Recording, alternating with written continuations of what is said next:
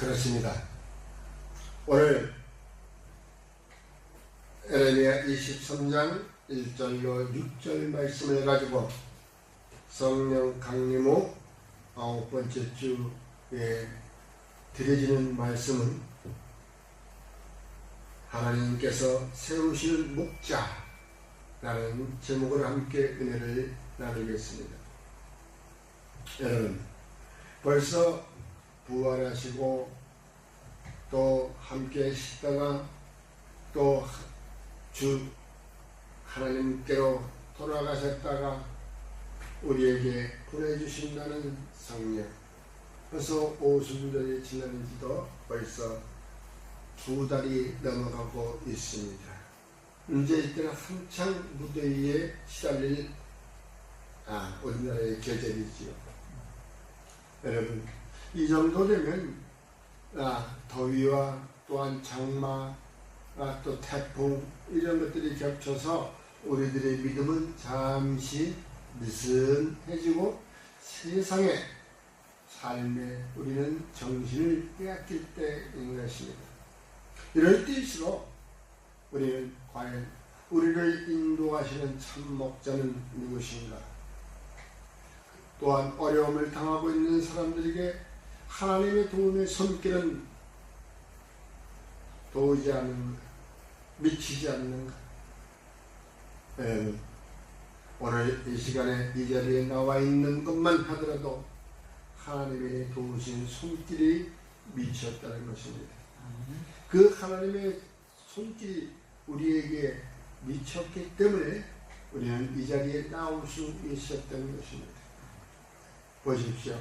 지금도 아픔 당하고 그 가재 도구 온통 집들이 홍수에 떠내려가고 또한 우리의 가장 함께하던 가족이 또한 세상을 떠나고 이 얼마만한 불행입니다. 그럼에도 불구하고 그들의 아픔을 같이 나눌 수 있는 저와 여러분, 여호와 하나님께서 우리에게도 우리를 지켜주셨듯이 그들에게도 그들 심령 가운데 지켜주셔서 속히 회복이 되는 놀라운 역사, 또 그 일을 통하여 또 주님을 알아가는 귀한 시간들이 되기를 주의 이름으로 축원합니다. 그러면서 이제 하나님께서는 이제 이럴 때에 과연 어떠한 목자를 우리에게 세우시는가 했더니 우리가 보니까 바로 선한 목자였습니다. 선한 목자는 과연 어떠한 목자가 선한 목자인가 하고 알아봤더니 말씀에 기록된 대로 거짓이 없는 목자야 된다는 것입니다.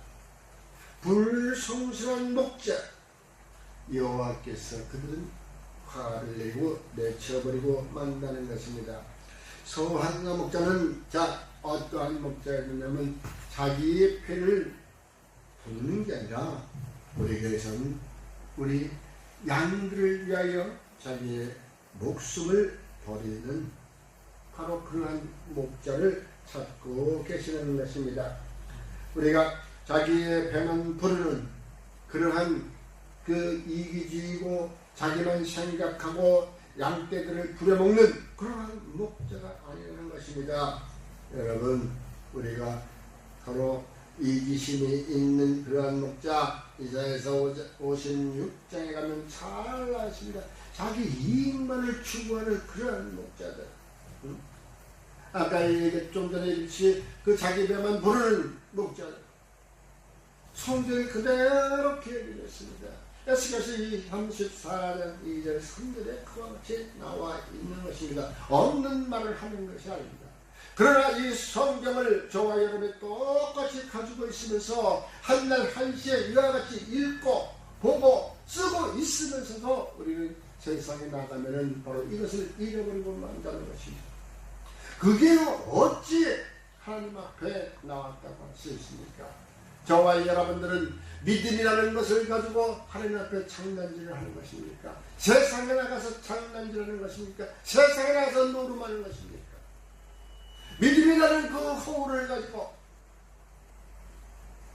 장난질 치는 그러한 믿음이 아닌 것입니다. 믿음이라는 것은 내 생명을 드려야 하는 것입니다.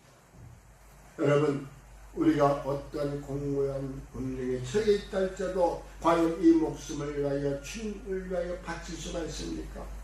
주님은 그리스도, 주님은 십자가에서 목숨을 내놓고 우리는 또 그와 함께 같이 달렸다고 우리는 고백하며 있습니다. 그것을 믿음이라고 하고 있는 것입니다. 그러나 진정한 믿음은 우리를 생명길로 이어져가야 되는 것인데 과연 그러한 믿음이 생명길로 이어갑니까? 사망의 어둠이 다가오면 도망가기 바쁩니다. 생명길을 찾기 위해서 가는 것이 아니라 자기가 자기 생각대로 사망의 어둠에서 벗어나려고 발버둥치어. 그러나 사망이라고 하는 것은 올가미와 같은 것이라 발버둥치만 칠수록 더욱 조여온다는 것이죠.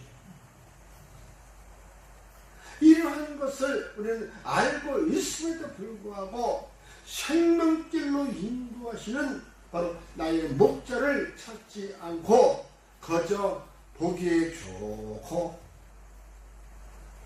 아름답고 사람의 손으로 지은 그곳에서만 생명이 있는 줄 아는 것입니다. 우리가 성경 말씀에 없습니다. 생명길은 좁은 문이라 좁고 험착한 것이다 라고 얘기했습니다. 바로 생명길로 가는 것은 내가 내 양떼를 바로 알며 그 양들도 나를 안다고 우리 요한복음 10장 11절 14절에 기록하고 있는 것입니다. 여러분, 양을 위하여 내 목숨을 진정 버릴 수가 있는가? 또 양을 위하여 진정 내가 그들의 푸른 초장으로 그들을 꼴을 먹일 수 있도록 나는 인도하고 있는가? 아니면 그 양들을 그 푸른 초장으로 이끈다는 그것을 믿기에 삼아 그 양들을 착취하고 있는 건 아닌가? 여러분, 양들도 푸른 초장에 가서 들판에 가서 잘 그 신선한 그 풀을 목초를 먹고 자라나야 털도 윤기가 있는 거고 그 털을 우리에게 주고 젖도 아주 풍성한 것이 되어서 우리를 주는 것이지 그냥 척박한 곳에서 그냥 있는 거 그 털도 그냥 푸석푸석한 거 그거 같지도 않나. 양젖도 짜봐야 그들만 나오지도 않아가지고 혹시 내 차례는 돌아올까 하고 그것마저 그냥 착취해 가버리는 그러한 목자들이 지금 있다는 것입니다. 여러분, 생명으로 인도하는 그 목자를 찾아가는 저와의 여러분이 되기를 주의 이름으로 축원합니다. 그런 생명으로 인도하는 목자는 과연 어떤 목자인가? 바로 성경에 나와 있는 그 말씀 그대로 우리는 양들이 생명을 얻게 하고 더 풍성히 얻게 한다고 요한복음 10장에 나와 있는 것입니다. 그 말씀대로 우리는 그 양들을 그곳으로 이끌어가야 되는 것입니다. 일이나 늙때나 맹수가 올 때는 내가 목숨을 바쳐 그들을 위하여 양들을 위하여 지킬 수 있는 용기가 있어야 되는 것입니다. 여러분, 양들을 보호하는 것이 어디까지 보호합니까? 우리가 누가복음 2장 보면은 나와 있습니다. 양을 잃어버렸습니다. 100마리의 양을 가지고 있는 사람이 한 마리의 양을 잃어버렸습니다. 그러나 그 양을 언제까지 찾아다니냐? 들판을 이들판 저들판 수색하며 다닙니다. 그러다가 해가 떨어졌어. 오늘날 우리가 119 구조대라든가 또한 거기에 봉사하는 사람들은 어때요? 그 잃어버린 사람을 수색하다가 해가 떨어지고 어두워지면 다 철수합니다. 그죠? 오늘은 해가 떨어져서 어두워져서 내일 아침에 갈 겁니다. 다 철수해요. 왜? 자기네들이 그 사람을 보호하겠죠. 그러나 주님은 해가 떨어졌다고 해서 그만하는 것이 아니라 그 잃어버린 양을 찾기까지 찾으러 다니신다는 것을 믿으시기 바랍니다. 오늘 이 시간에도 주 예수 그리스도는 지금 잃어버린 양 한 마리를 찾기 위하여 찾기까지 달리시고 있는 것입니다. 혹시 나를 위하여, 잃어버린 나를 위하여 찾으시고 계시지 않나? 내 몸은 여기에 와 있지만 내 영혼은 혹시 잃어버리지 않았었나? 다시 한번 우리가 생각을 해봐야 되는 것입니다. 바로 내가 척박한 곳에서 있지는 않나? 광야에 내 영혼은 나와 있지 않나? 여러분, 내 영혼이 지금 어디에 있는가? 과연 나는 내가 볼 수 있는 내 목자를 눈에 보고 그가 이끄는 대로 내가 갈 수 있는 것인가? 나를 푸른 초장으로 이끌어줄 목자는 과연 어디에 있는가? 이 시간 나의 잃어버린 영혼을 위하여 저와 여러분들은 지금 엎드려야 할 때입니다. 내 육신의 몸뚱을 가지고 엎드려 보십시오. 잃어버린 영혼을 찾을 수가 있는 것이고, 그 잃어버린 영혼을 찾았을 때에는 바로 주님은 기뻐서 어깨에 들러매고 돌아와 동네 사람들과 잔치를 한다는 그러한 기쁨이라는 것입니다. 여러분, 생명으로 인도하는 그 목자는 정직한 영입니다. 정한 마음을 창조하시는 분입니다. 그러므로 앞으로 우리가 생명을 더 풍성하게 얻기 위하여 오늘도 나의 잃어버린 영혼을 찾고 있는 주님을 기억하며 그 길에 주님 앞에 엎드려지는 저와 여러분들을 주의 이름으로 축원합니다.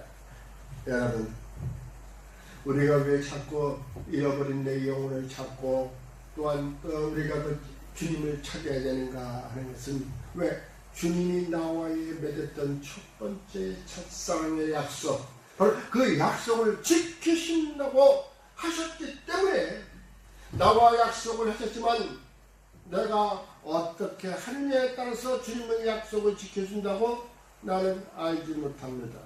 그러나 성경에는 약속을 지키신다고 분명히 말씀하고 있습니다. 야곱하고의 지켜진 약속을 보십시오. 야곱이 그와 같이 그 일을 겪어도 주님은 그 야곱을 다시 돌아가게 하고 베델로 돌아가. 야곱이 창세기 28장에서 말씀하고 있습니다. 주님, 나를 다시 내 집으로 돌아갈 수 있게만 해주시옵소서. 부자가 됐어. 그러면 묻지도 않았던 것까지도 묻습니다. 자기가 대답합니다. 그러면 내가 내 소득의 11조를 하나님 앞에 바치게 드리겠습니다 라고 얘기합니다. 여러분, 언제 하나님께서 11조 달라고 했습니까? 그런데 바로 야곱을 그와 같이 하나님께 말씀하고 있는 것입니다. 내가 처음에 삼촌 라반의 집에 가서 찾아갈 때에 이 베델역에서 참 돌베개를 기둥 삼아서 주님 앞에 약속했던 내 소원을 들어주시면 내가 그렇게 하겠다. 내 소원이 뭐예요? 나가 부자가 돼서 내 고향집으로 돌아가게 해달라고. 여러분, 저와 여러분들의 우리 영혼의 고향은 부자인 곳입니다. 그 영혼을 찾아, 그 고향을 찾아, 그 집을 찾아 돌아가게 해달라고. 그러면서 그것은 약속을 지켜지게 만듭니다.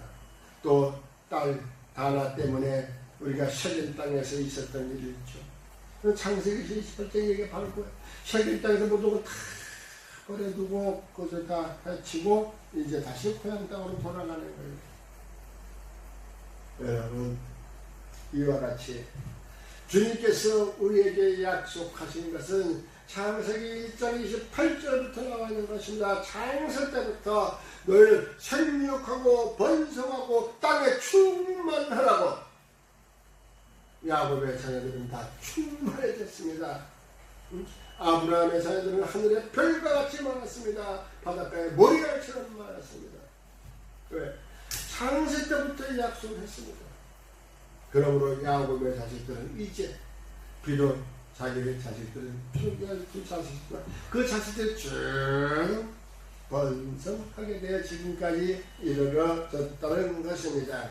바벨론의 포로로 잡혀갔을 때도 유다인들은 가나안 땅으로 돌아갈 수 있도록 돌아가게 만들었지 않습니까? 네? 다시 돌아와서 새로운 민족을 구성하게 되었다는 것. 우리 스가랴서 2장 11절과 2절에도 나왔습니다. 우리가 포로로 잡혀가서 희망이 없어요.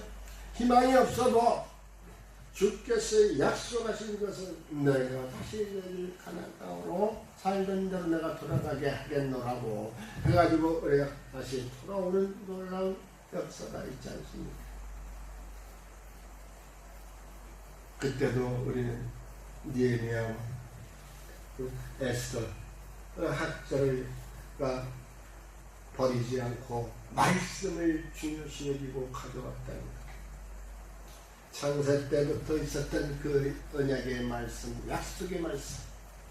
내가 창세 때 잊지 않고 비록 나는 살지 얼마 안 왔다고 하더라도 내가 주님과 만났던 첫사랑에 그때가 바로 내가 이 세상에 태어난 날이요, 주님 만난 날이요, 주님과의 약속했던 말이요, 야곱이 바로 아브라함의 하나님과 약속했던 것처럼 저도 이삭의 하나님과 약속했던 것과 똑같은 것입니다.